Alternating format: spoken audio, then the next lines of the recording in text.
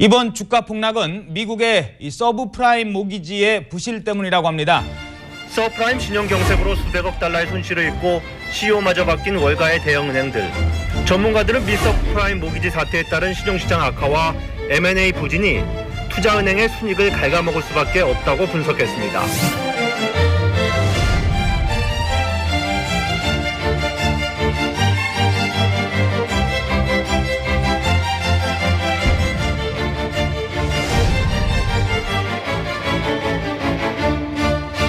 슈퍼를 하는 사람이 오렌지 농장에 가서 오렌지를 100박스를 샀습니다. 하지만 그대로 팔려니까 이익이 얼마 남지를 않았습니다. 그래서 그 오렌지로 주스를 만들어 팔기로 했지요. 100박스의 오렌지를 갈아서 물을 조금 탄 다음에 주스를 1000병을 만들었습니다. 그런데 막 주스를 팔려고 하는데 식약청에서 전화가 왔습니다. 당신이 농장에서 산 오렌지 100박스 중에 한 박스가 썩은 오렌지였어. 그러니까 그것을 폐기 처분하시오. 하지만 슈퍼 주인은 썩은 한 박스의 오렌지를 찾을 수가 없게 되었습니다. 박스에 오렌지들을 이미 다 섞어버렸으니까요. 게다가 100박스의 오렌지 값만 손해를 봤으면 그나마 다행일 텐데요. 불행하게도 그는 이익을 더 남기려고 기계를 빌리고 사람을 쓰고 병을 사서 그 오렌지로 주스를 만들었습니다. 결국 그가 손해를 본 액수는 1000병의 오렌지 주스 값이 되고 말았습니다. 미국발 금융위기가 연말연초 세계 경제를 암울하게 만들고 있습니다. 저는 이 미국발 금융위기를 보면서 이 오렌지 백상자의 비극이 떠오르더군요.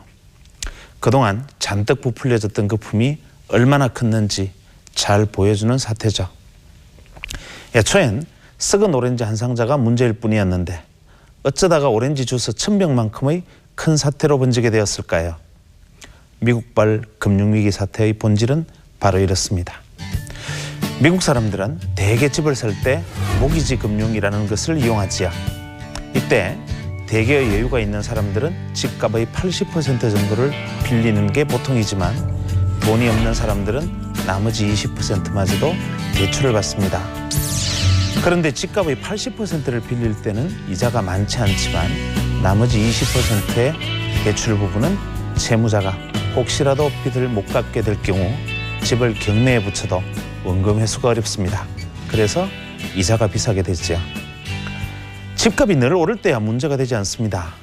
그런데 미국의 집값이 떨어지기 시작하면서 문제가 생겼습니다. 몽땅 대출을 받은 사람들은 집을 경매에 붙여도 대출금을 다 갚지 못하게 되고 그래서 뒤에 20%를 빌려준 금융회사들이 줄줄이 부도가 나게 된 것입니다. 이것이 위기의 첫 번째 원인입니다. 그런데 참 이상하지 않습니까?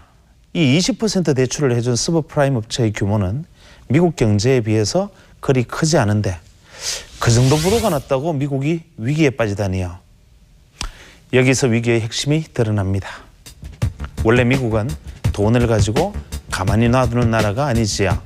100만 원을 다른 사람에게 빌려주고 그 차용증을 받으면 그 차용증을 다른 사람에게 팔고 그 돈으로 또 빌려주고 그 차용증을 또 다른 사람에게 팔고 이런 식으로 몇 번이고 돈을 불리는 작업을 합니다. 이렇게 해놓으니 막상 문제가 터지면 감당할 수 없이 일이 커집니다.